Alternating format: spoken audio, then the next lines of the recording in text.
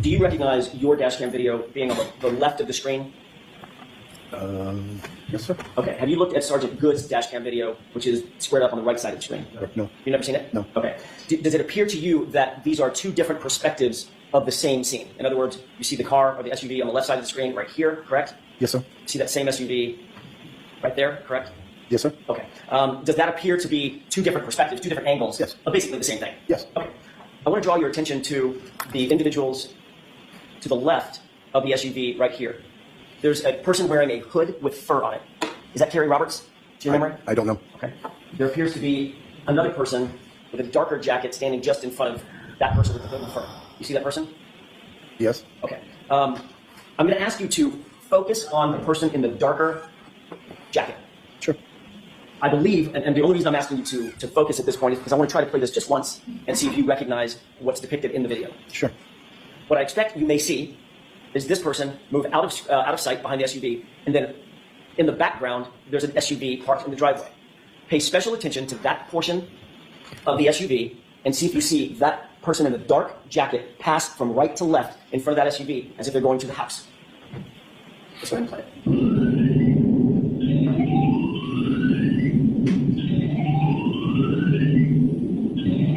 Go ahead and pause it. Have you seen the person in the dark jacket leave the view? Yes. Did she appear to go behind the SUV? Yes. Okay. Go ahead and play it. Go ahead and stop frame. And now I'm going to ask to draw your attention to that car with snow on it. Pay special attention to that car as the film continues to run. Go ahead.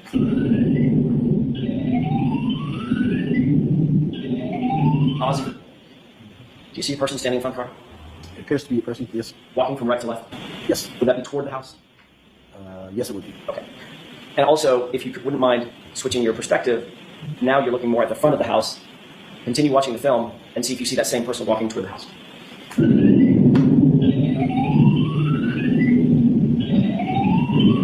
Stop. Did you see that?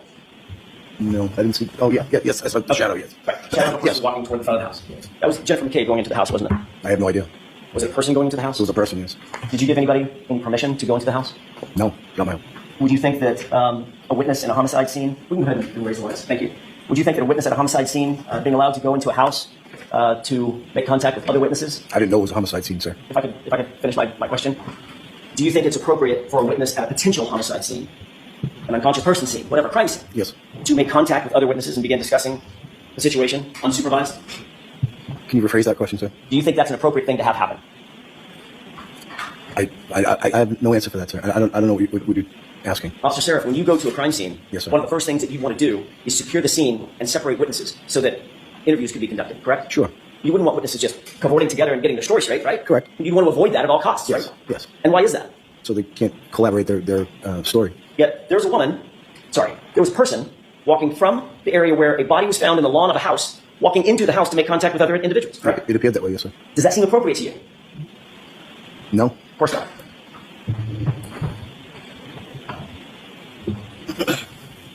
We've talked a bit about what you did and didn't hear at the scene from my client. At any point when you were at that location, did you hear my client repeating the phrase, I hit him, I hit him, I hit him, I hit him? She said, I hit him? No, I didn't hear that part.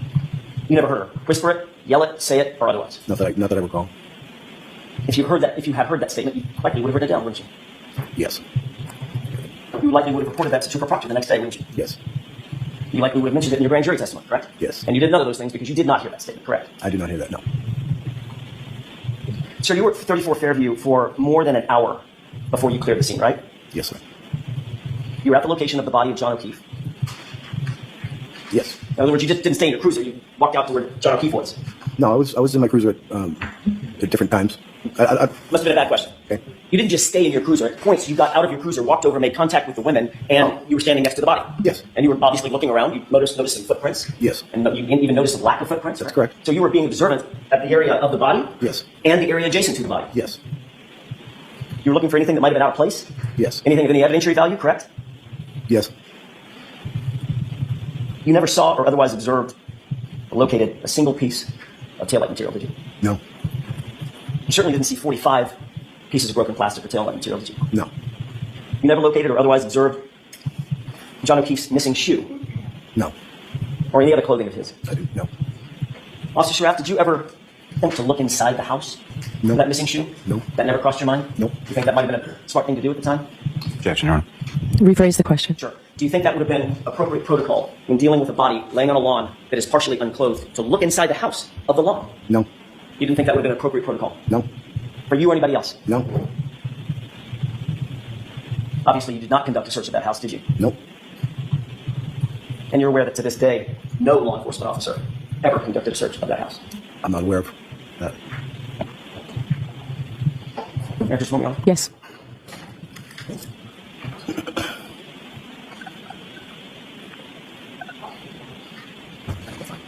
No further questions, thank you. Anything, Mr. Lally? Briefly, Your Honor. Okay.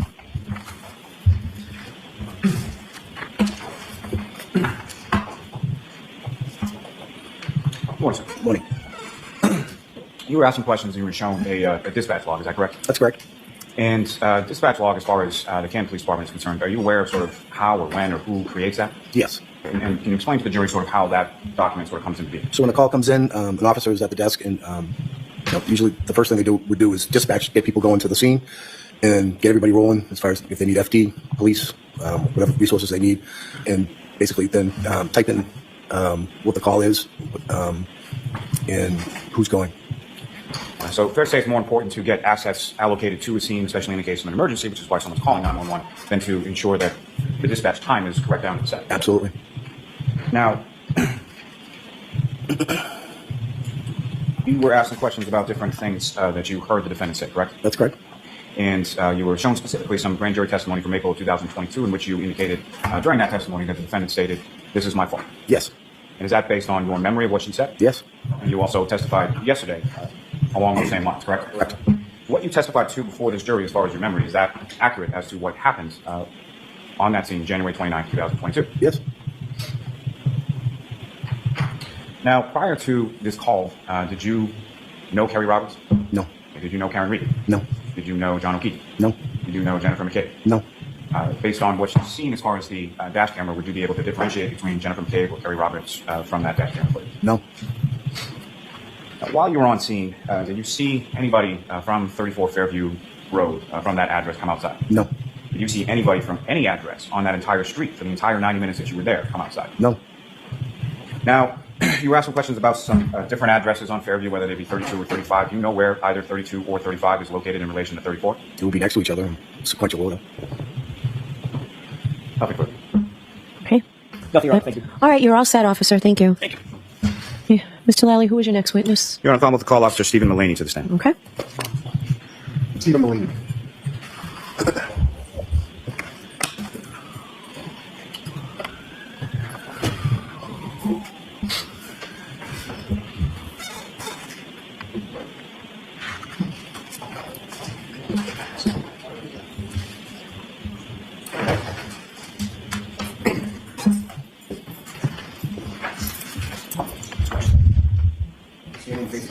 Raise your right hand. Do you solemnly swear the evidence you give in the court and jury in the case now hearing should be truth, the whole truth, and nothing but the truth, so help you God? Yes. You can stand or sit, sir, whatever is more comfortable. Just make sure you speak into the microphone, please. Okay, whenever you're ready, Mr. Lally. Thank you. Morning, sir. Morning. Could you please state your name and spell your last name for the Stephen Mullaney, Mullaney. And how are you employed, sir? I am employed by the Canton Police Department as a patrolman And how long have you been a patrolman for the Canton Police? since July 2020 and a full-time officer since August 2021. And if I could call your attention to the evening of January 28th, 2022 into the morning of January 29th, 2022. Were you working on that occasion? Yes, I was working the 11:45 p.m. to 7:45 a.m. patrol shift. And were you dispatched to a call shortly after 6 a.m. on the 29th? Yes, I was. And where were you dispatched to and what was that in regards? 34 Fairview Road for a unresponsive party. Now, if I could turn back just for a second, as far as when you're assigned as far as a patrolman with Canton Police, are there different sort of geographic sectors within the town to which you're assigned? Yep, I was assigned to the east sector. And is Fairview Road within that east sector? It's the west sector. So you were assigned to the east sector, but dispatched to a call in the west sector. Is that correct? Correct. Do you know why that was? Yes, east. The east sector backs up the west sector. Prior to this, on the 28th, going into the 29th, were you Why aware- don't you hold on a minute for the... Okay. Go ahead, Mr. Lally. Oh, thank you. So on the 28th, going into the 29th, what, if any, awareness did you have as far as the weather forecast or sort of what was predicted as coming? I believe around midnight it began to snow. And that's why you're on shift, is that correct? Yes. When you're on shift and you're on patrol, particularly when there's a weather situation as far as snow or something like that, what is it that you're doing on patrol? Well, I stayed in the parking lot that shift, so didn't get stuck anywhere. And as far as the snow that was predicted and the snow that fell, how much precipitation, what kind of a storm was it? Well, by the morning it was pretty heavy snow. And by the morning, by what time? Well, around 6 a.m. So by the time that you were dispatched to that call, we were just talking about snow was picking up and getting heavy. Yes. And as you were, so you were at the station when you received the dispatch, is that correct? Correct, yes. And about how far away is Fairview Road from where you were at the station? Mile and a half, 2 miles. And can you describe to the jury sort of the route that you took going from the station to Fairview Road? Yep. I took a right onto Washington Street from the station, and then I took a right onto Dedham Street from Washington Street, a left onto Cedar Crest from Dedham, and then a left onto Fairview Road from Cedar Crest. And so Fairview Road runs sort of between two other more major roads in Canton, fair to say? Yes. And you mentioned Cedar Crest, is that correct? Yes. And Cedar Crest is off of Dedham? Correct.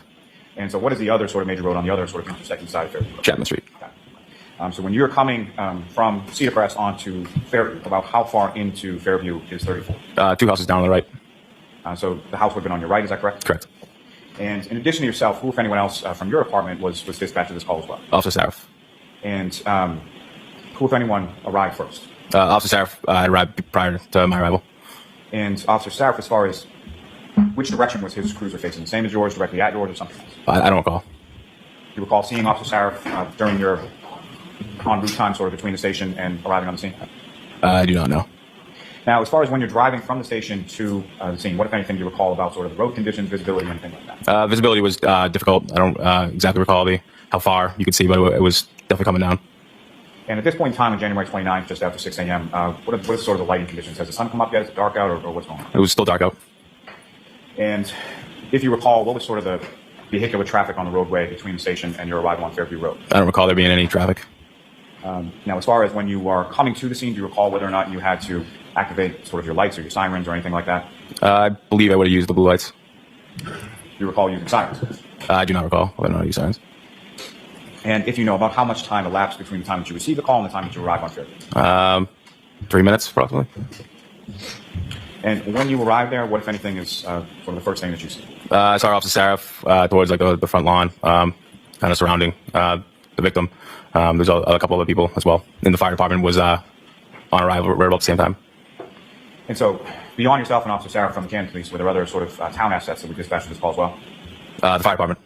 And when you say the fire department, how many sort of vehicles or what was their response as far as?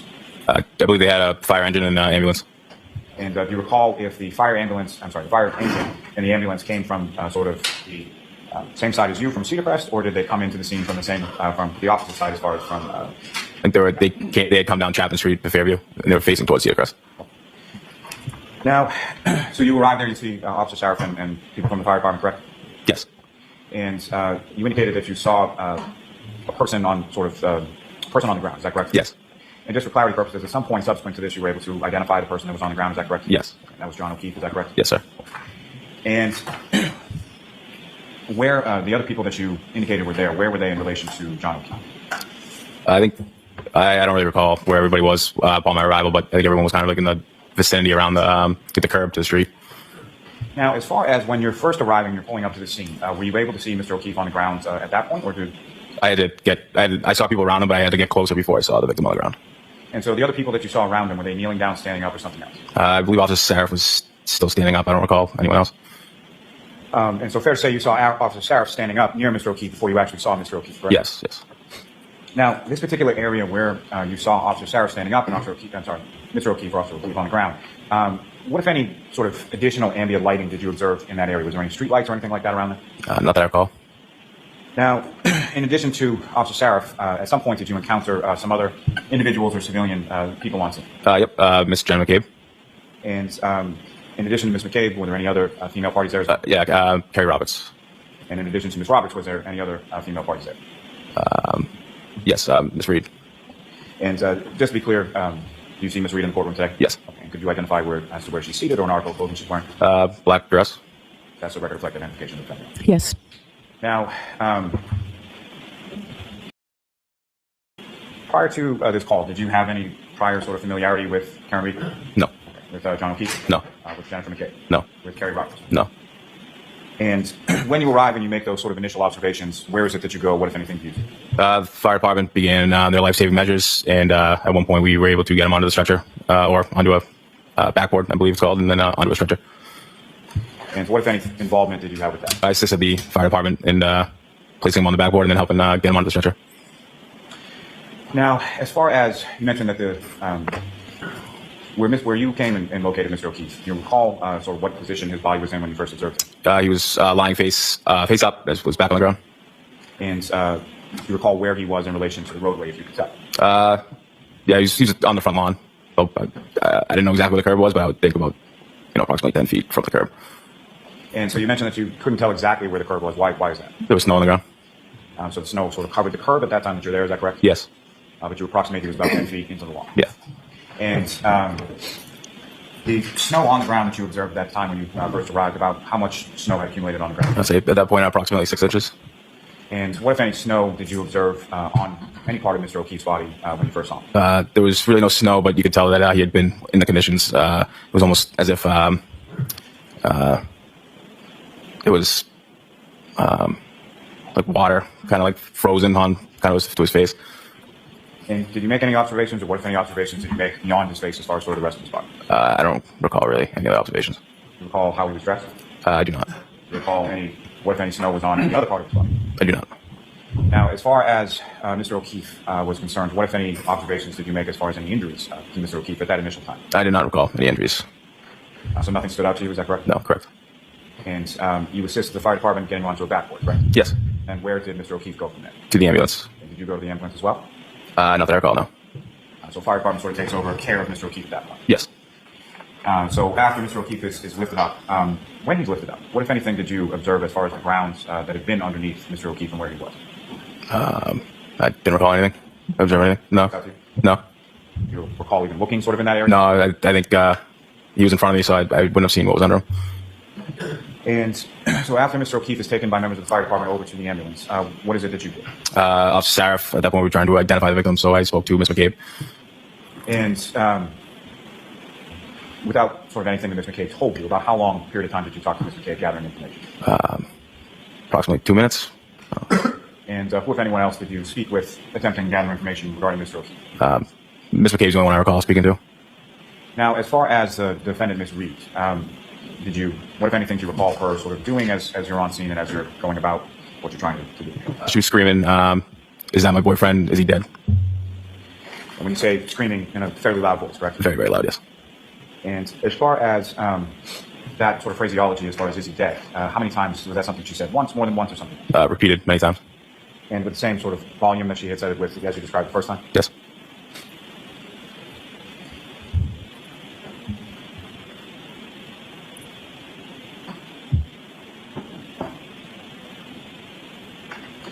And as far as, if you know, about how long was the ambulance on scene before it left to go to the hospital? 10 minutes, approximately. Do you know what hospital it went to? Good Samaritan. And after the ambulance left and went to the hospital, where did the three women that you're talking about being defendant, Ms. McCabe, Ms. Roberts, where did they go? I believe they left the scene. So did you have any, or what, if any, conversations did you have with any of them following that? None. Now, as far as Ms. Reed, the defendant, is concerned, what, if anything else, did you observe as far as her saying or her demeanor or anything like that? Just the screams and she was very distraught. Now, at some point, did Ms. Reed sort of stay in one place, or where did Ms. Reed go sort of around the cruisers and the ambulance and all of that? I believe she went to one of the vehicles. I don't know if it was a cruiser or one of the cars, to stay warm. And the other two women that were with her, as far as Ms. McCabe and Ms. Roberts, were they in the same general vicinity as the defendant, or were they separated, if you recall? I don't recall. Now, at some point after they had left the scene, what, if anything, were you advised by your dispatch in regard to Ms. Reed? We were dispatched that, or Canton Control had advised us that she's making suicidal statements. And so based on that, what, if anything, did you or the other officers that you were on scene with do at that point? I don't recall exactly who, but someone had called Ms. Roberts to have Ms. Reed come back to the scene, and we section 12 there. And so about how much time elapsed between the time that you learned that from dispatch and the time that Ms. Reed arrives back on scene with Ms. Roberts? 5 minutes, approximately. Now, you mentioned that there may have been other officers on scene, correct? Yes. So in addition to yourself and Officer Sarif, who, if anyone else from your department, arrived on scene while you were there? Sergeant Good arrived, Sergeant Lank at the time, and Lieutenant Gallagher. And when was that in relation to when yourself and Officer Sarif arrived on scene? Sergeant Good was there shortly after, and then Sergeant Lank shortly after him, and then Lieutenant Gallagher after that. And in total, as far as sort of the earliest and the longest, about how long was it until Lieutenant Gallagher arrived on scene? I'd say less than 45 minutes. And in total, how long was it that you were on scene that morning? 90 minutes to 2 hours. And during the course of time that you were on scene, at some point, did the sun come up? Yes. And during the time that you were on scene, as far as the conditions, and let me ask just a little bit more about that. You indicated something about snow being on the ground and not being able to see the curb, correct? Yes. What, if any, sort of other things in addition to that, from a weather perspective? What was the temperature like out at that time? It was very cold. It was cold. Could you, or do you have any estimate as far as to how cold? 25, and it was windy. And when you say windy, could you expound upon that as far as like what kind of wind? Are we talking constant wind, gusts, or something? I would say gust to constant. And fairly strong winds, light winds, what kind of? Not necessarily strong, light winds, but it was definitely windy. And during that sort of total time, about 90 minutes or so that you were on scene, was the weather consistent throughout that entire period that you were on scene? That I recall, yes. Now, in the area where you first observed Mr. O'Keefe's body on the lawn, after his body was removed by the fire department, what, if anything, did you observe sort of in that general area? Nothing.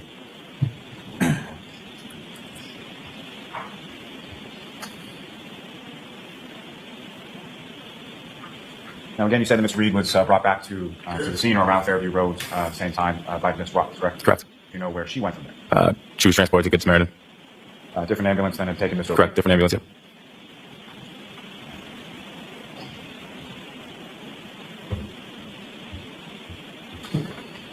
Now, as far as Mr. O'Keefe was concerned, you assisted getting him onto the backboard, is that correct? Yes. Did you also assist getting him onto the stretcher? Yes. And beyond sort of the visual observations that you made, did you have occasion to, in that process, have any sort of tactile observations? Did you come into contact with Mr. O'Keefe's body at any point? No. Beyond what you've already testified to, did you make any other observations at any point of Mr. O'Keefe, his body or any injury? No, I don't recall.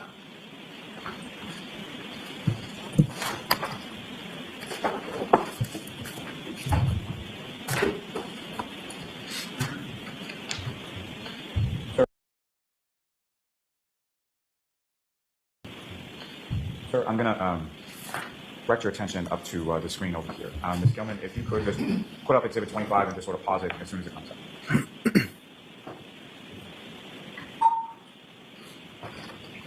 So, ultimately, I'm directing your attention to the screen, what's been marked as Exhibit 25.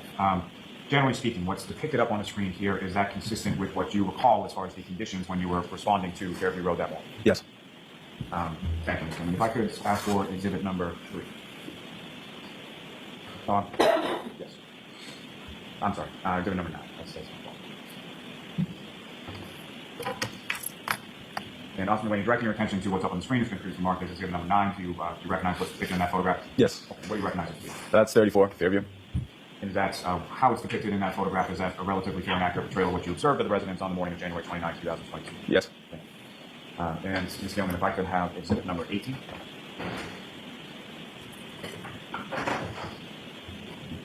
And again, ultimately, what's up on the screen, do you recognize what's depicted in Exhibit 18? Yes. And what do you recognize that to be? That's 34, Fairview. That's sort of a different view, is that correct? Yes.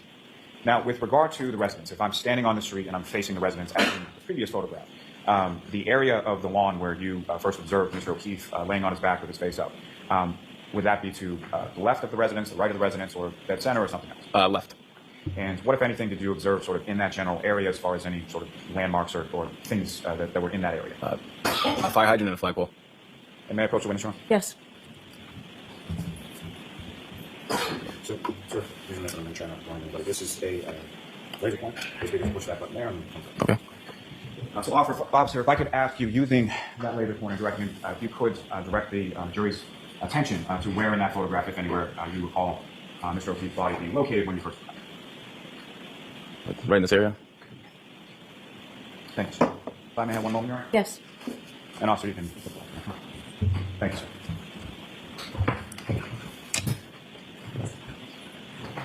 I have no further questions for this witness, Your Honor. All right, cross-examination. Thank you, Your Honor.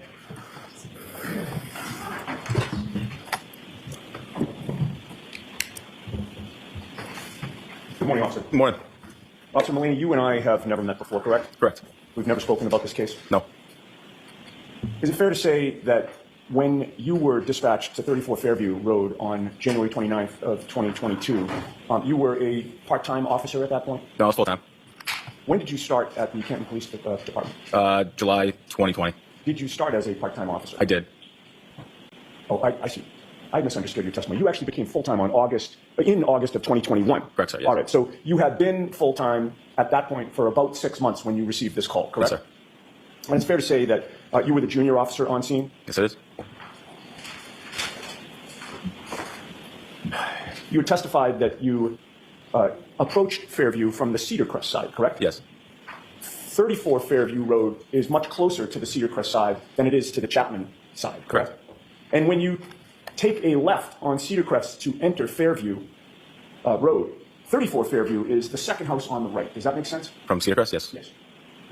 And you were quickly surmising that whatever action was taking place there was taking place on the front lawn of 34 Fairview, correct? Yes, sir. And one of the first things that you saw was there appeared to be a woman giving CPR to somebody on the ground. Yeah, yes. You didn't know who that woman was at the time, correct? No, sir. But you later learned her identity. Yes, I don't recall which female it was that was giving CPR, though. Okay. So you don't recall that it was Karen Reed who was giving CPR to John O'Keefe? I don't know who it was. At some point in time, you came in contact with Karen Reed, correct, while you were on scene? Not direct contact, but I was on scene when she was there. I mean, you were there until about 8 a.m., correct? Yeah, yes. And you were dispatched shortly after 6 a.m., Yeah, correct? yes, sir. You were there for approximately 2 hours, correct? Yes. You were there when Karen Reed was there when you showed up, correct? Yes.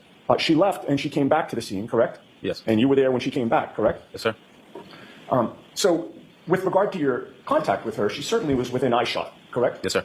And you actually, at some points, were closer to her than you are to me right now, correct? Yeah. How close did you get to her?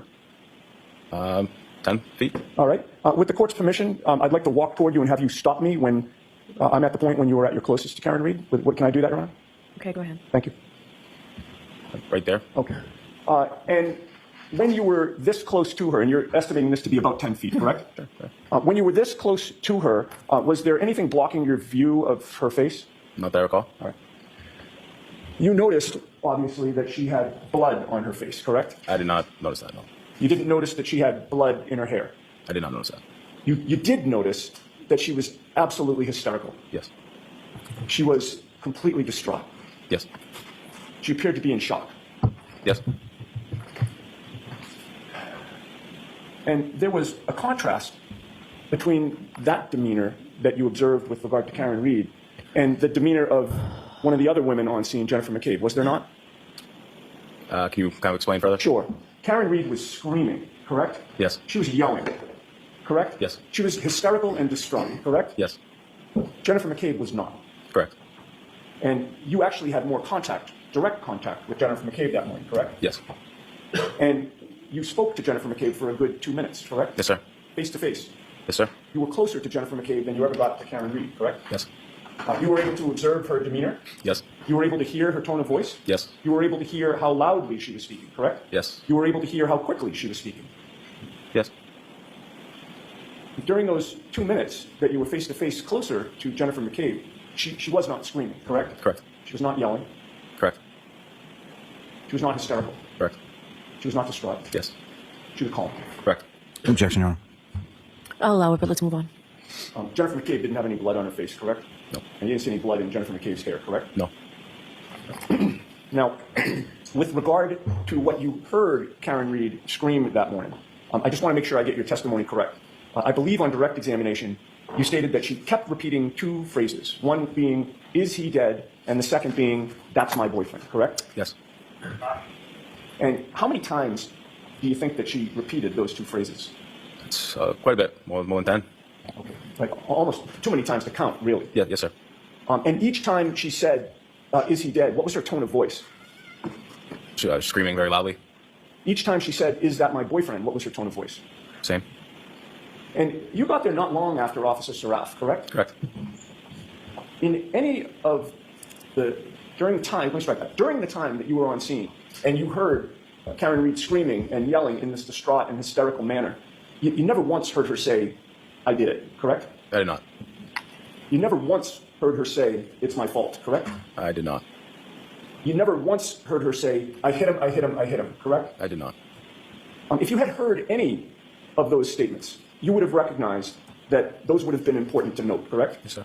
And you would have noted those in your police report, obviously, correct? Yes. Because you know that when you are drafting a police report, you want to include all the important details, correct? Yes, sir. And you want to be precise and accurate, correct? Yes.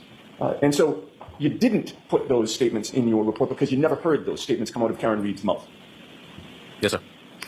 Now, while you were on scene, at some point in time, you were asked to participate in a search for evidence on that front lawn, were you not? I was standing by. I didn't directly search for anything that I recall. All right, and when you say you were standing by the area where John O'Keefe's body had been, correct? Yes. And how close were you to that area? I was like right off the curb at that point on the street. How many feet from where the body had been? 10 to 12 feet. 15 So feet. maybe about the same distance as when I walked toward you, around that distance? Yeah. Yes, sir. And how much time did you spend around that distance from where John O'Keefe's body had been? I don't recall. You were there for 2 hours, correct? Yes. So is it fair to say that you were sort of in and around that area multiple times during that 2 hours? Yes. Did you ever see anybody put up any crime scene tape at all? I don't recall that. You recall other officers sort of searching that area, correct? Yes. And while you were near that area, you were certainly paying attention to it, correct? Yes. Did you see officers use any equipment to clear some of the snow in that area? Yes, sir. What did you see? There's a leaf blower. Where did that leaf blower come from? I don't know. Who had the leaf blower? I believe it was Lieutenant Gallagher. When did Lieutenant Gallagher arrive on scene? 45 minutes after I did, approximately. I don't recall the exact time. And how big was that leaf blower? Not too big. It was Was it handheld or was it something that you pushed? handheld. And who used the leaf blower? Lieutenant Gallagher. At what area or on what area did he use that leaf blower? The front lawn. And would that have been around the area where John O'Keefe's body had been? Yes. And you were watching him as he did that, correct? Yes. What other officers were in that area sort of watching what was going on or participating in the search for what was going on? I don't necessarily recall where everybody was, but I believe it would be Sergeant Link and Sergeant Good. And they were superior officers, correct? Correct. And you understood that these brother officers of yours were looking for evidence, right? Yes. They were looking for clues about potentially what had happened to John O'Keefe, correct? Yes. And you were paying attention, too, as they were doing their work, correct? Yes. You were looking for anything that might have been out of place, correct? Yes. If there was something large there that didn't appear to, be appropriate for a front lawn, you would have made note of that, correct? Yes. And if there was something small there, you would have still made note of that if it didn't appear to belong on a front lawn, correct? Yes. At any point in time, either before or after the leaf blower was taken out by Lieutenant Gallagher, did you see 45 pieces of bright red, black, and clear plastic pieces scattered all over the scene? I did not. Did you find or see even one piece of broken plastic? I did not.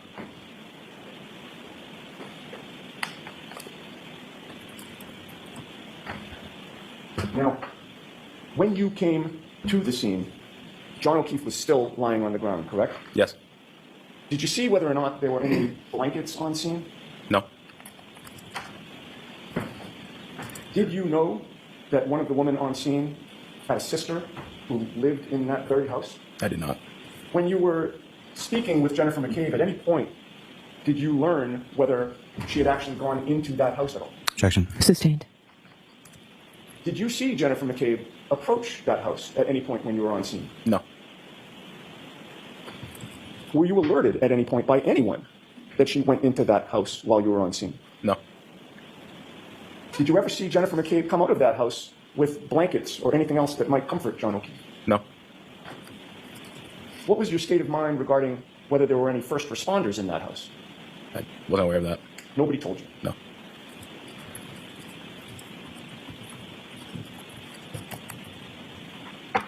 You had testified that at one point you saw Karen Reed being escorted into a motor vehicle, Yes. and that was one of the women on scene, her motor vehicle? Yes, it was either that or a cruiser. All right. Both in the same area. But you'll agree with me, at no point in time did you see Karen Reed and Jennifer McCabe in a vehicle together. Not that I recall, no. And at no point in time did you ever hear Karen Reed ask Jennifer McCabe to Google anything? No. Can I have a moment, Your Honor? Yes. I have no further questions. Thank you, Officer.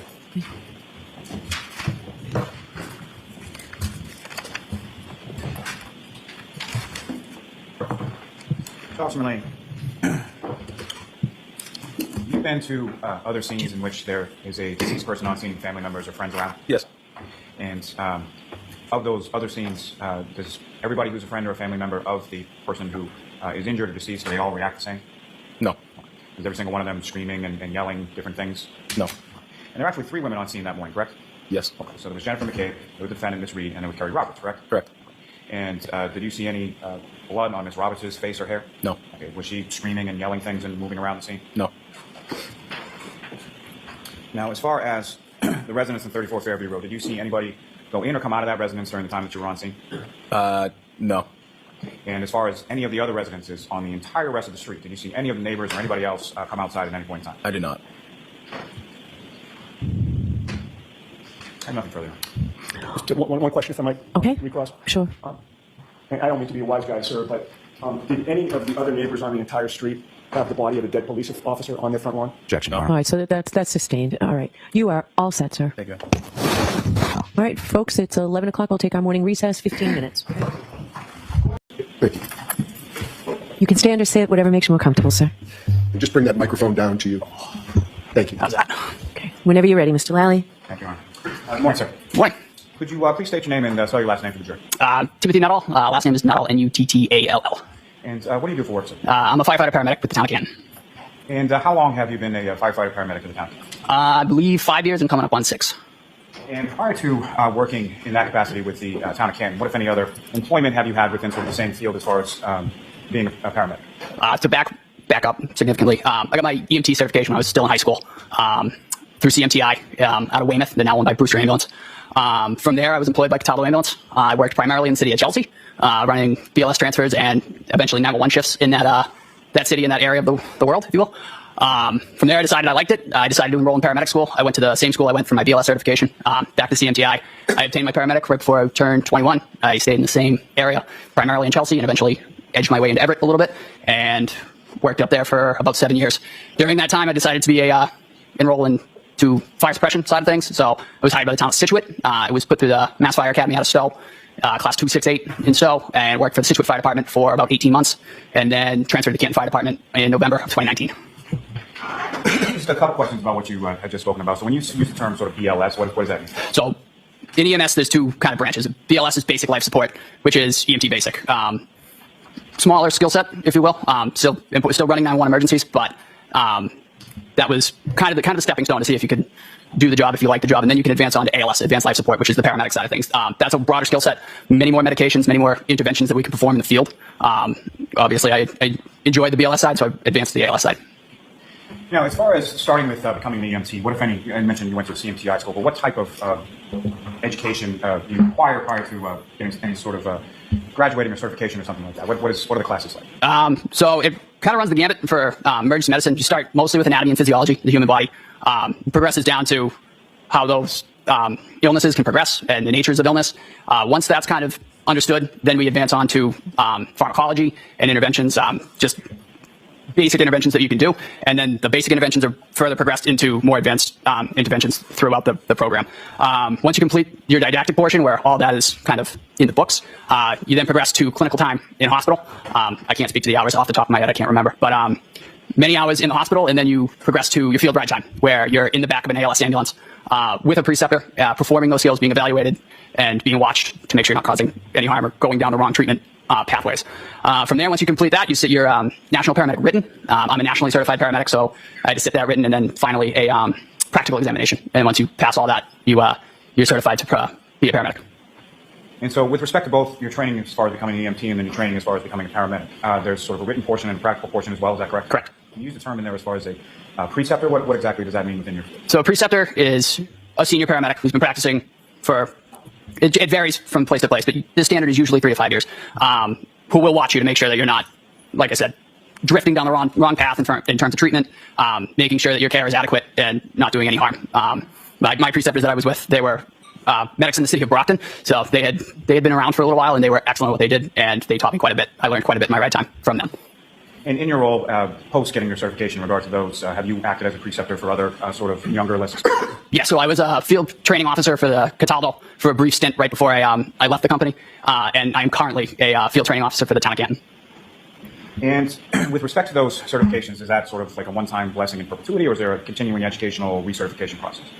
Right now for the town of Canton, that's a bid position. I submitted an application writing, and I was selected. So I am currently on my group. I am our field training officer for my group 2.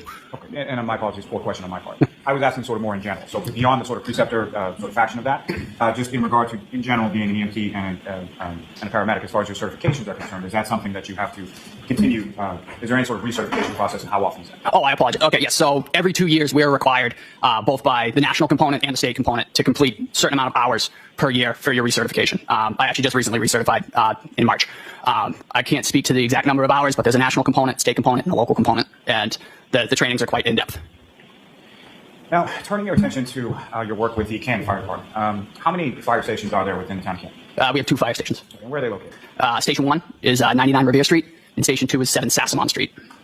And when you're working with the Canton Fire Department, is there a typical kind of schedule or shift schedule that you're working on? So my work schedule is I work 1 24-hour shift, 1 24-hour off, 1 24-hour shift on, and then 5 consecutive 24s off. And as far as a 24-hour shift, what time to what time does that run with the Canton Fire? For us, we report at 0800 to 0800. So 8 a.m. to 8 a.m.? Yes. And within both of those station houses, how much sort of apparatus, or how many different sort of vehicles and apparatus do you have within each of those station houses? For Station 1, 99 Revere Street, we have Car 5 staffed with a captain. We have Engine 3 staffed with 1 lieutenant, 2 firefighters, and Ambulance 1, who is staffed with two firefighters. We do have a PB waiver, so we will run paramedic basic on Ambulance 1. However, that is primarily a double medic ambulance. And for Station 2, it's a very similar setup. That is Engine 4 with 2 firefighters and a lieutenant, and Ambulance 2 with the same setup as Ambulance 1. Both those stations also have ladders that run out of them, ladder 1 and ladder 2 respectively, and the crews from Ambulance 1 or Ambulance 2 will cross-span those ladders as needed. Now, with respect, if I could turn your attention to January 28th into January 29th, so Friday into a Saturday, do you recall 2022? Do you recall those days? Yes. Were you working one of those 2 days? I was scheduled to work the morning of the 29th, I believe. So you were scheduled to work essentially the morning, 8 a.m. on the 29th until 8 a.m. on the 30th? Right. And prior to, were the 28th sort of going into the 29th, what, if anything, were you aware of as far as weather that had been forecasted or that was reported to come? I was aware that there was a significant storm, supposedly. Well, there was a significant storm coming through. I woke up very early that morning just to check. I took a peek outside at my house. I live in the city of Brockton. I noticed that the conditions it was starting to snow a little bit. So I got up early and got ready for work and left earlier than I normally do. And about what time, which station were you assigned on that? I was at Station 1, 99 Revere Street, and I was on Ambulance 1 for the day. And about what time did you arrive at Station 1? Due to the inclement weather, I believe I arrived several hours early. I showed up to the station around 5:45, 5:50 that morning. And around the time that you were driving from your home to Station 1 in Canton, what, if anything, did you note as far as sort of driving conditions, visibility, anything else? The snow was starting to accumulate. The roads, I drove through several towns. The roads were starting to be treated, but they weren't pristine. There was obviously a buildup of snow starting on my ride, which was part of the reason I left early, just either to relieve people if they needed to get out before the storm really hit, or just to help them with snow removal. And to that point, when it comes to sort of snow removal at the fire station, what, if any, sort of duties and responsibilities do yourself and the other firefighters have to in relation to snow removal around the station? So we're responsible around the station to keep what we refer to as the apron clear of snow. The apron is where we back our fire trucks into and out of the station. So we remove all that ourselves. We have a plow truck. However, we'll also shovel walkways and stuff for the public if they need to get in. So that was one of the primary for the crew was actually outside removing snow when I pulled in to the station that morning. And it may be pretty self-explanatory, but as far as the apron itself, why is it so necessary that the apron remain clear as far as snow is concerned? Just to maintain a path for the emergency apparatus to get in and out in a timely manner. Now,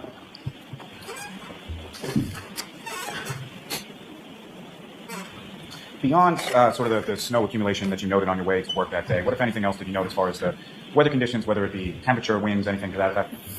They were approaching blizzard conditions. It was windy. It was still very early in the morning, so it was quite dark, and it was windy and snowy. So we were approaching blizzard conditions, like I said. And when you arrived there, did a call come into your station sometime around or shortly after 6 o'clock in the morning on the 29th? Yeah, I arrived, as I previously stated, around 5:50. I put my gear, my firefighting structural gear, out with ambulance 1 just in the event that there was an emergency. And as I was doing that, the emergency tones went off for a medical. Do you recall what was the report in regard to, what was the dispatch in regard to as far as the medical was concerned? The overhead dispatch came in as a unresponsive male in a snowbank at 34 Fairview Road outside. Unclear any further information. So when that came on, we had one of the paramedics that morning and one of the firefighters who was a relatively new firefighter. I made the decision to step on the ambulance to provide an extra set of hands as one of the more senior paramedics in the station at the time. And correct me if I'm wrong, when you step onto the ambulance, you're essentially still sort of getting your gear on and getting dressed, correct? Correct. I was, as the tones were going off, and because I came in so early, I was still in civilian clothing. I had a Canton Fire t-shirt on. So I actually donned my turnout gear for that call. And as far as the other individuals on that ambulance 1 that were going to that call as well, who were they? So it was firefighter paramedic Anthony Flamati and firefighter EMT Matt Kelly.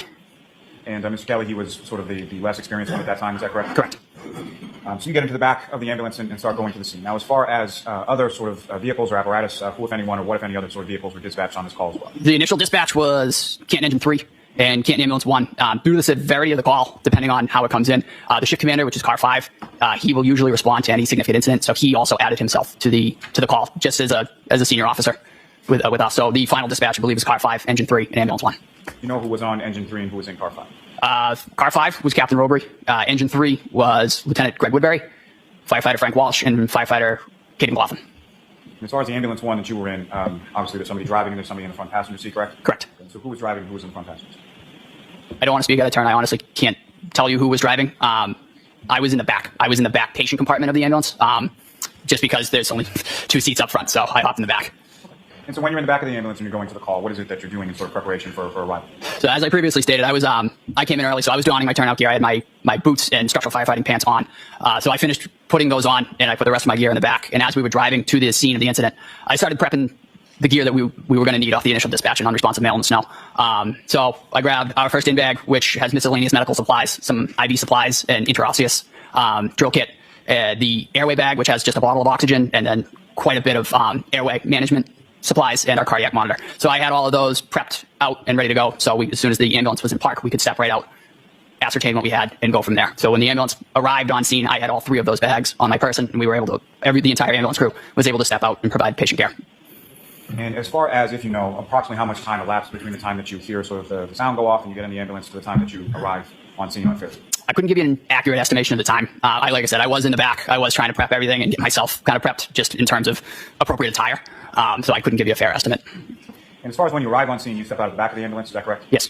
And as far as the weather conditions where you were on Fairview, what, if any, difference was there between the weather conditions there versus the weather conditions when you were arriving at the station? I remember, as I previously stated, it was still very dark. The sun was not up yet. I remember the wind. It was quite windy that morning. The wind had, in my opinion, had seemed to have picked up since my drive-in, and the snow was increased.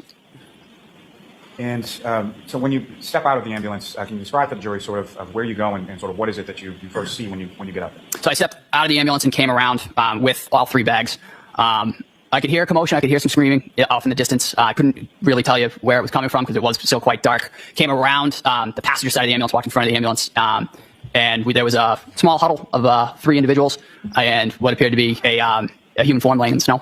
So we made our way over to that and went from there. And when you come around the passenger side of the ambulance and you observe that and start from there, are you sort of turning left or right, or how are you heading when you come around the ambulance? I came out of the ambulance on the passenger side and I took a left. And you make your way over to the patient on the ground, is that correct? Correct. And as far as the other people that you observed around the patient, how would you, or what, if any, description do you have of those people? There were 3 individuals. I believe they were, all 3 of them were female.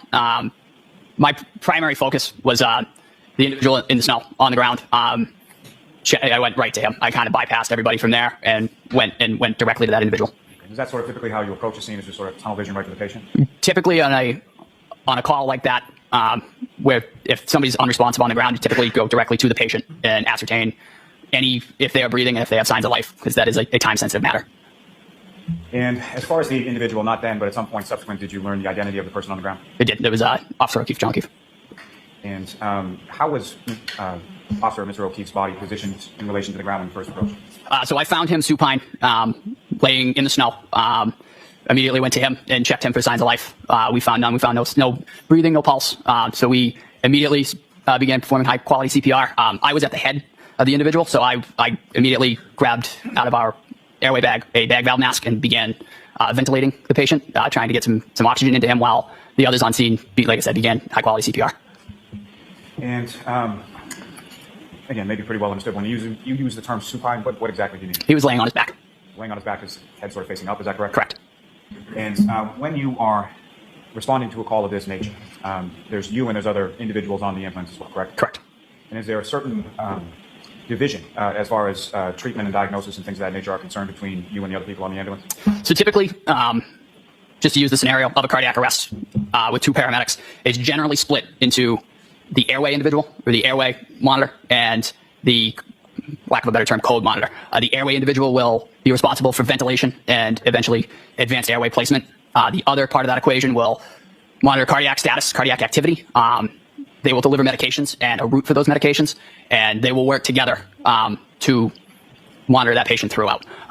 As I said, I was on the head. I just happened to fall at the head, so I took the ventilation portion of that. And you use the term as far as the bag valve mask, is that correct? And can you explain to the jury sort of what that is? All that is it's, for lack of a better term, it's basically a glorified balloon with a mask on it. When you squeeze that bag, that forces air into the airway, so you can ventilate an individual who is no longer breathing on their own. And as far as, obviously, with your work with the fire department, there are sort of records or reports that are written in regard to treatment of different individuals on any given call, correct? Correct. Is there an acronym that's used within those reports as far as bag valve masks? BVM. And turning back to sort of when you initially approach where Mr. O'Keefe is, if you know about how far away from, where is he in relation to, well, let me back up. Okay. So you arrive at this residence at 34 Fairview Road, correct? Yep. Okay. So if I'm standing on the street and I'm facing Fairview Road, is Mr. O'Keefe's body to the left, to the right, center, or something else? I would say to the left of center. And what, if anything, did you sort of note or observe sort of in the general area as far as where Mr. O'Keefe was? In terms of when I got to him? Yes. So when I first got to him, we checked for signs of life, and I was, as stated, at the head. There was a small pool of blood that seemed to be underneath him. It was hard to ascertain, again, because of the conditions.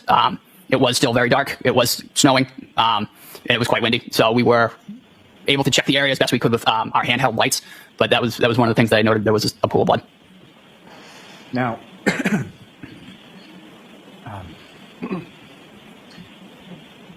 where Mr. O'Keefe's body was in relation to the roadway, if you know, how far away, where was it in relation to the roadway? I estimated it at about where the sidewalk met the front lawn of that residence. That would be my best estimation. Do you have any estimate as far as footage or anything like that? I would say about 6-8 feet, perhaps. That's approximately 6 to 8 feet from the curb. Correct. So you indicated that sort of what are the first things that you're checking as far as when you first arrive at a patient for this time? I'm sorry, could you repeat? That's okay. That's okay. It's my fault. So as far as when you, let me back you up for just 1 second. You use the term in there as far as cardiac arrest, correct? Correct. Can you explain to the jury what you understand that term to mean based on your training experience? So cardiac arrest is the cessation of a stable cardiac rhythm in terms of life. Typically, it's either asystole, pulseless electrical activity, or VFib or VTAC. Typically, you ascertain that by there's no pulse. You check any of the pulses, be it a femoral pulse, a carotid pulse, or a radial pulse, you will find nothing. And when that is found, you go to life-saving measures, which is CPR. And just in reference to one other term used in there as far as asystole, if you could explain to the jury what you understand that term to mean based on your training experience. Asystole, to put it as clear as I can, is a flat line. There's no electrical activity in the heart. And so you're working sort of at the head of Mr. O'Keefe, is that correct? Correct. And sort of while he's still on the ground, and what is it that you're specifically sort of doing in reference to your treatment? So I was, as we talked about earlier, I had a BVM, bag valve mask, and I had Mr. O'Keefe, I was ventilating him. So I had the mask on his face, and I was giving him positive pressure breaths with that BVM. And as you're doing that, what, if anything else, did you observe beyond sort of blood pooling you've already talked about, as far as any tactile observations you made of Mr. O'Keefe, any visual observations you made of Mr. O'Keefe at that point outside of the ambulance? He was dressed for the weather. He had several layers on. Other than that, our primary focus was kind of getting him extricated and out of the elements, just because it was, as stated, conditions were suboptimal, and we wanted to get him into an environment with better lighting and some heat, so we could further assess if he had any injuries and go from there. And so the other firefighters, paramedics, excuse me, that are on the ambulance with you, while you're doing sort of that mask at his head, what, if anything, are they doing?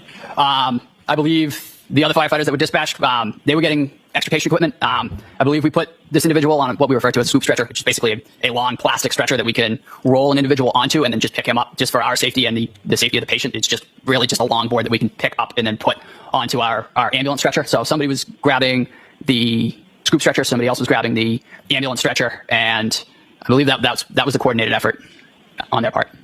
And I apologize for keep going back and forth, but if I could take you back just one moment Mm-hmm. before that. So when you first sort of arrived to Mr. O'Keefe, you mentioned that there were 3 females sort of huddled around. Is that correct? Correct. What, if anything, did you observe any of those females doing with respect to Mr. O'Keefe when you first got there? That group seemed to be agitated. It was a scene of heightened emotions. As I stated, when I stepped out of the ambulance, I could hear screaming. I could hear people yelling. And it seemed just to be, that group was just quite agitated.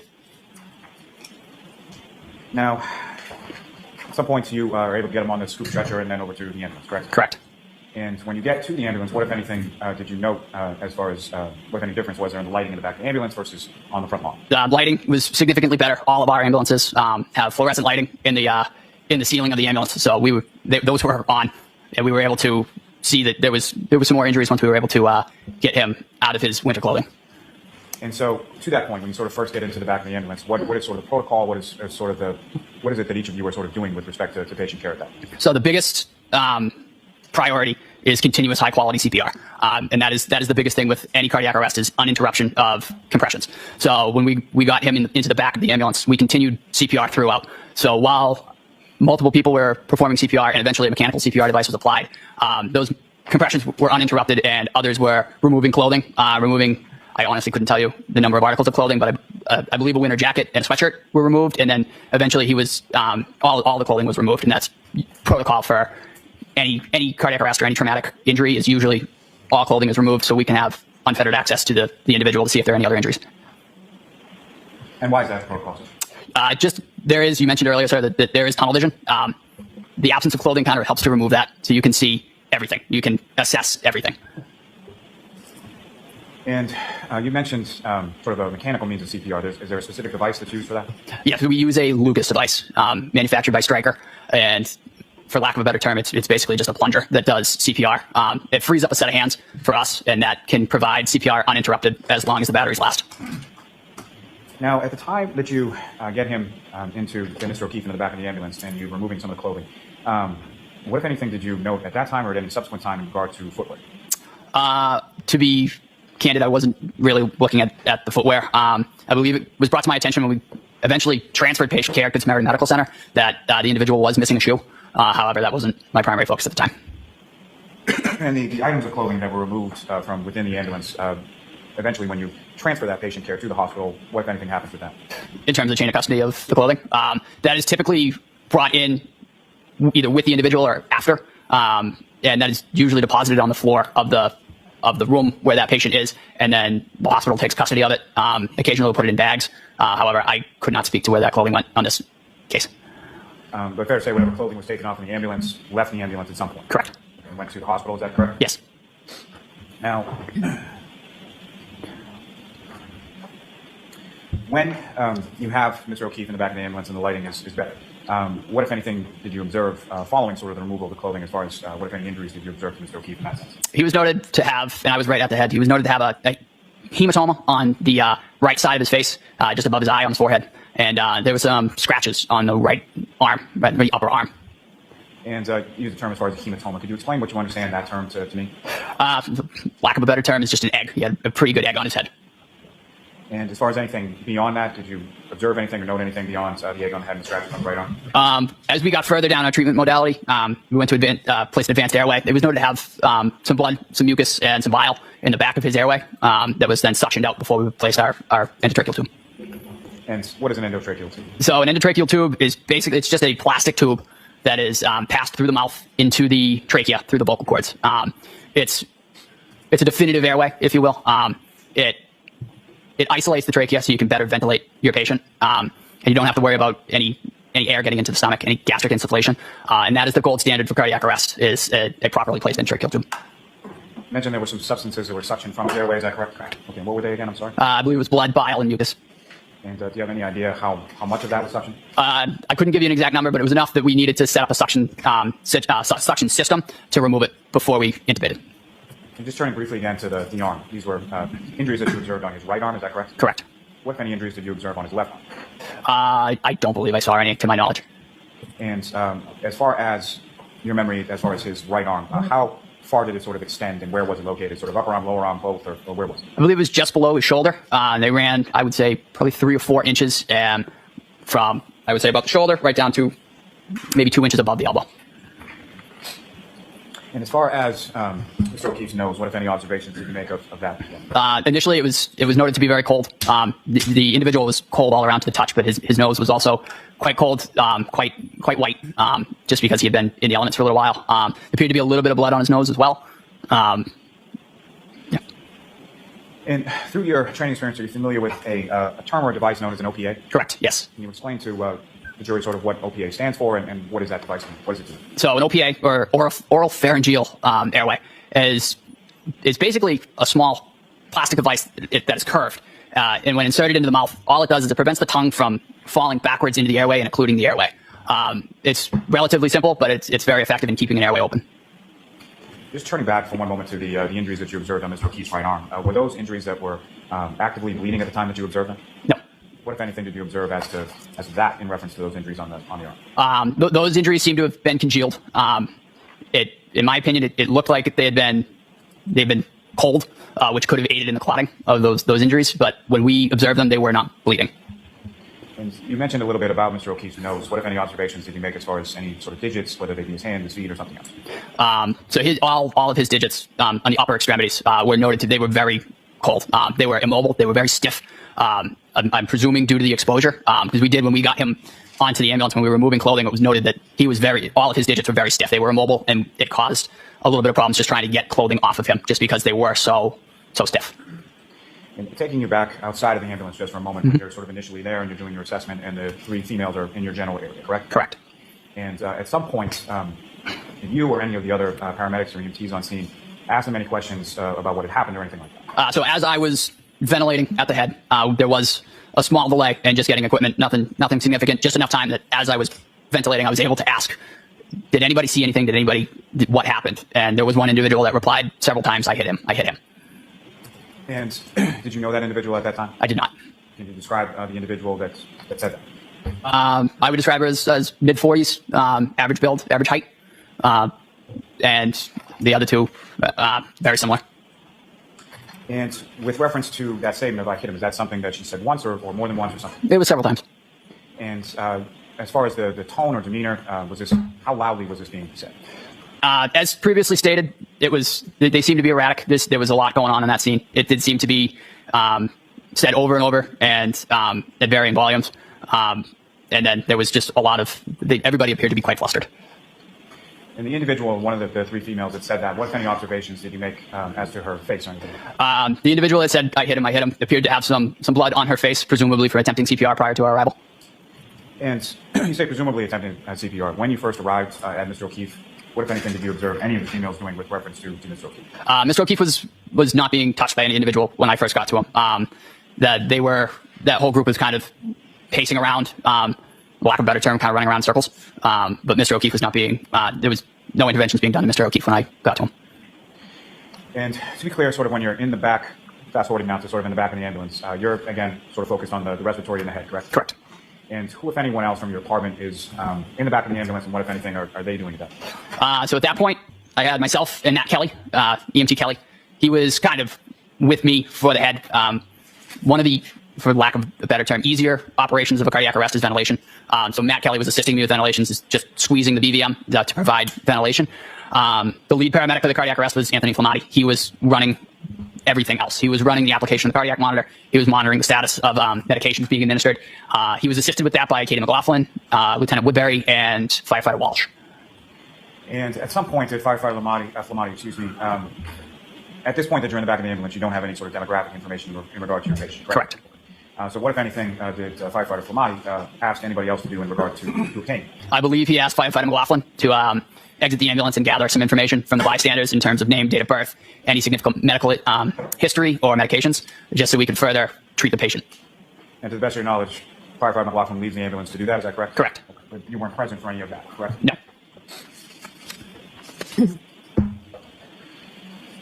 So there's some period of time in the back of the ambulance, and then the transport to Good Samaritan happens, is that correct? Correct. Do you recall where different people from your department were in relation to that transport to the hospital?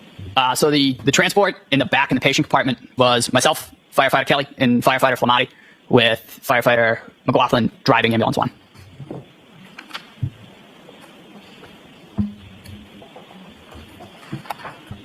I have just one moment? Right? Yes.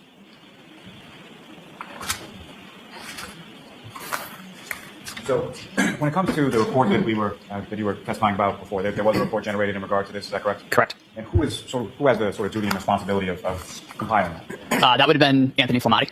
And have you seen firefighter Flamati's report in relation to this incident? I have. May I approach the witness, Your Honor? Yes.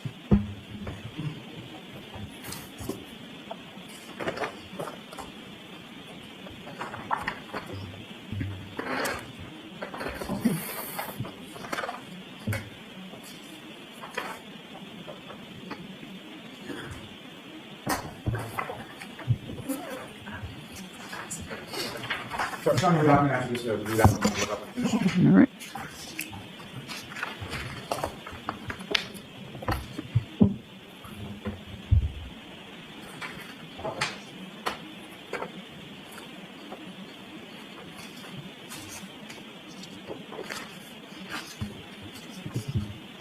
Do you recognize that, sir? I do. And what do you recognize that? This is what I believe to be the NFIRS report written by Captain Robbery and the patient care report written by firefighter Flamati.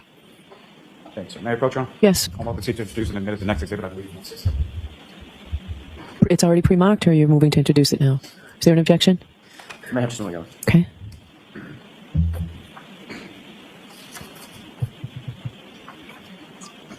No objection. Patient care report. And All right, that will be marked, Madam Court Reporter, please. And thank you very much. Doctor, if I could ask for the lights in the room. Ms. Gilman, if I could have what's been previously marked as exhibit number 9.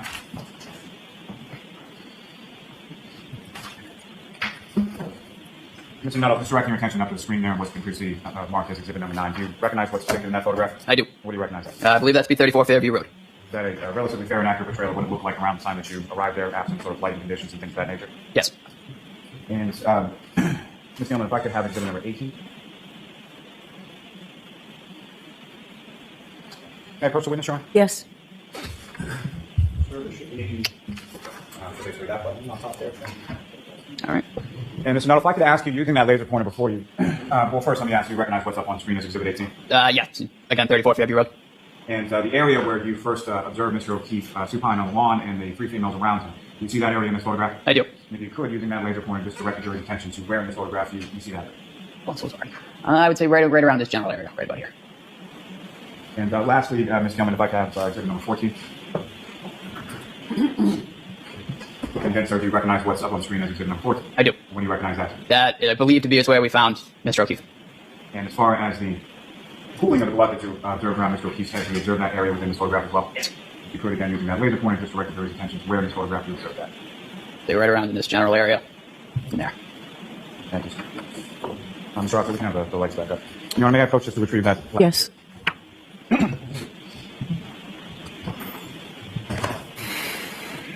I have no further questions for this witness at this time, ma'am. All right, cross-examination. Thank you, Your Honor.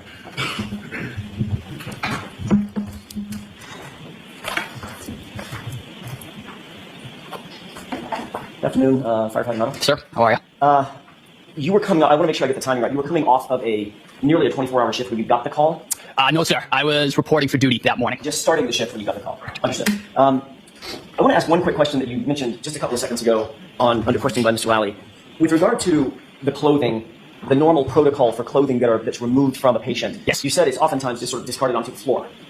In terms of in the ambulance or at the hospital? Either one. Yes. Okay, both? So typically, when we remove clothing in the back of the ambulance, it's generally done with trauma shears. So we will expose and then kind of fold over. That clothing is then usually left in place. We'll do a quick roll just to check the back of the patient, and then he's usually rolled back if there's nothing found, and it's typically left there. In terms of like big puffy jackets, if you cut a puffy jacket, it just makes quite the mess. So yeah, exactly. It's a disaster. So typically those bigger jackets are just removed, and that is when we removed that type of article of clothing, that's when we noticed that his hands were quite rigid. So that's what happened in this case. Correct. You removed the heavy jacket, discarded it, got it away from the body so you could better assess the injuries. Correct. And it was only then, after you removed this big heavy winter coat, that you could assess that his hands were stiff and cold.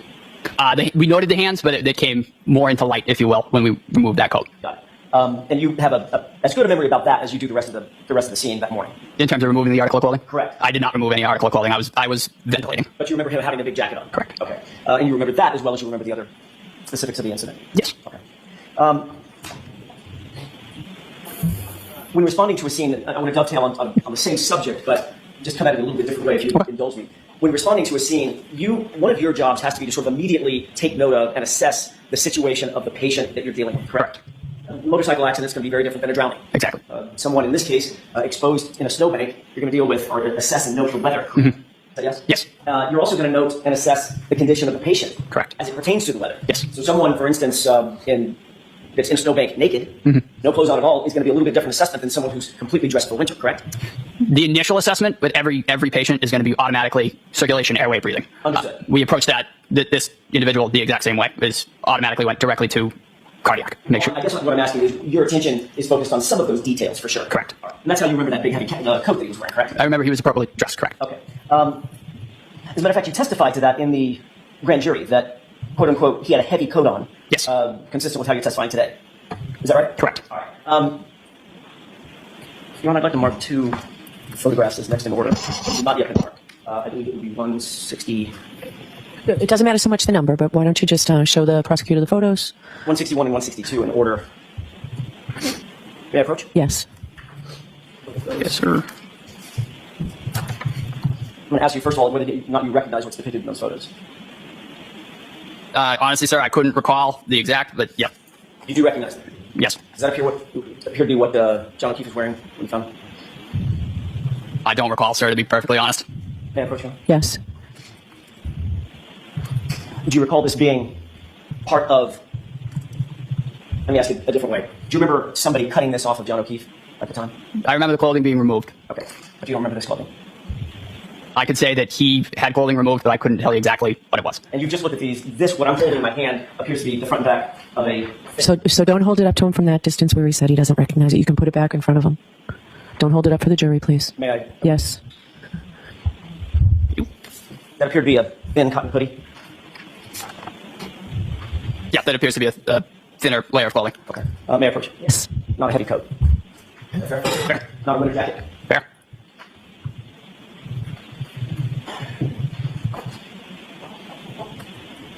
Is it fair to say you had a lot on your mind when you were out at that scene, correct? In terms of just the Saving a man's life. correct. That's your credentials are impressive. You were there focused on one thing, and that is trying to make sure that a man did not die. Correct. Would you agree that that was your primary concern and your primary focus the entire time you were at the scene? Correct. You weren't necessarily worried about what other individuals were doing, correct? No. If I asked you right now off the top of your head, tell me exactly the number of law enforcement officers that were there at the scene, probably couldn't tell me, could you? No. If I asked you whether or not you remember every single civilian that was at the scene, probably couldn't tell me, correct? Outside of the three? Outside of the three. Correct. Any other civilians? Not that I noted. Okay. Matter of fact, you can't even identify the three civilians other than generally middle-aged, 40s, Caucasian, female. Correct. You said all three of them sort of look alike, right? Without the only defining feature on one of the individuals was one of the individuals did have blood on their face. So some of the specifics of that scene you didn't pay special note to, correct? No, we were focused on patient care. Is it fair to say that, specifically as it pertains to what the victim was wearing, your memory might be a little faulty where that's concerned? Sure. Okay. I mean, nothing wrong with that. You were focused on something completely different. Correct. You did notice certain injuries on Mr. O'Keefe's person, correct? Correct. And you indicated on direct examination that once you got him into the back of the ambulance, you, as you put it, you had a quote-unquote much better picture of what you were dealing with. Is that right? Correct. You testified at the grand jury that you noted that once he was in the back of the ambulance, under better lighting, you were able to tell that he had trauma to the right side of his head. Correct. Is that right? Yes. Are you talking about the major trauma that he suffered to the back of his head, or the egg that you earlier described? I was more just because it was directly in front of me. It was on the front side of his head. Okay, so it wasn't the right side of his head. If you said right side of your head, you might point above your ear, right? Correct, That's not yes. what you're talking about. I was, and if, to use my person, I would say right here. So it's more towards the right, above his right eye. Right of center, but still on the front of his head. Correct. And you did not make any note of another injury on the back of his head. No.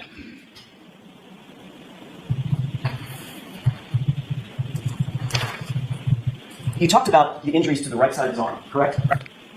You noted that those injuries appear to be scratches. Yes. That's your word, not mine, right? Correct. You didn't say that those were blunt force trauma. No. You didn't say that there were abrasions, Scratches and abrasions, in my point of view, seem to go hand in hand. but the word that you used was scratches. Yes, there were Like, like furrows down. Say that again? Furrows, if you will, for lack of a better term. Just I don't understand that word. so if you remove something, Yes. like you create a furrow in the skin, is that? Furrows. Yes, there you go. Sorry, excuse my accent. Oh, no. I'm on your turf. Fair enough. This is my accent. I'm so sorry. Boy, that one. It's going to be a meme somewhere. Hey, my cousin Vinny. Yeah, got it. All right. So when you said furrows, you made your hand in almost like a claw and drug it against your right biceps. Objection. Sustained. Could you repeat the movement that you did for the jurors when you said furrows? Objection. Sustained. Just move on to the next question, please. You would agree that a very common cause of a hematoma over one's eye is being hit or punched. Correct. Is that right? Yes. You said that Mr. O'Keefe did have such a hematoma over his right eye, correct? Yes. Did you also see a laceration under the eyebrow but above the lid on his right eye? I don't recall. Did you see a laceration on Mr. O'Keefe's nose? I don't recall. You did note that there was some blood on his nose, correct? Correct. Is that possible that came from a small laceration? Yes. In your experience, well, let me ask you another question. Did it look like he had, in addition to the egg on the right side of his head, in the front, did it also have black eye on the left side? If memory serves correct, yes. So both eyes were blackened. Primarily the right side, if memory serves. Okay. And the laceration toward the right side, Yes. both the right eye. Are those injuries that you just described consistent or inconsistent with some sort of physical altercation? Objection, Your Honor. Sustained. Next question, please. Did it appear to you, just from your initial assessment, given your experience, training, and background, that those injuries looked like he had been in a fight? Objection. I'll see counsel at sidebar.